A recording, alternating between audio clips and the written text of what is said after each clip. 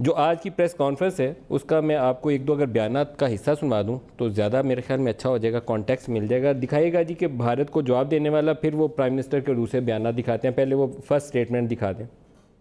27 फरवरी आपको याद रहना चाहिए। अगर आपने कोई ऐसी कोशिश की तो स्क्वाड्रन लीडर हसन और विंग कमांडर नुमान जैसे शाहीन बिल्कुल तैयार बैठे। कश्मीर हमारी शहरग है, इसके लिए हम कोई भी कदम और किसी भी इंतहा तक जाएंगे, ख्वाह इसकी हमें कोई भी कीमत अदा करनी पड़े। पाकिस्तानी अवाम, हुकूमत और अफवाज पाकिस्तान पुरअज़्म हैं और पुरअज़्म रहेंगे।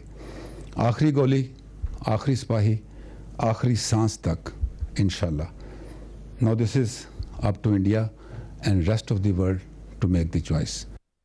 यहाँ से कुछ बयानात आए जिसमें हमारे शेख रशीद साहब के भी बयानात शामिल हैं। वो बयान तो अपने अंदाज में दे देते हैं, लेकिन बाज़ बयानात ऐसे होते हैं जो मुल्कों के लिए बाद में वो गले का फंदा बन सकते हैं। उन्होंने कहा हमारे पास हाथ पाव और पाव का भी एटमी हथियार है। टेक्निकल डिवाइसेस का जिक्र हो रहा है। मजाक में आप टेक्निकल डिवाइसेस का सिटिंग मिनिस्टर बयान नहीं दे सकता कि मेरे पास पाव और आधा पाव का भी है, 2 इंच और 1.5 इंच का भी है, जहाँ दिलाएगा मार दूंगा।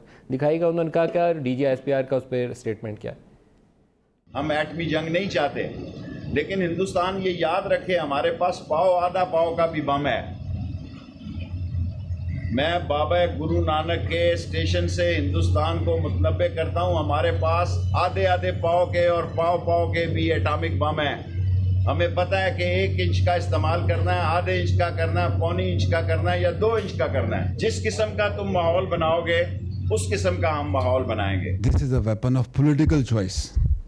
इसके ऊपर हर बंदा बात नहीं कर सकता, ना ही ये पॉलिसीज प्रेस ब्रीफिंग में या जलसों में या जुलूसों में बताई जाती है। स्टेट की पॉलिसी होती है और आपको उस पॉलिसी का पता है।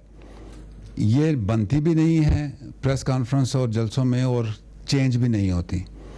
तो जो ज़िम्मेदार रियासत होती है वो इसके ऊपर बात भी नहीं करती।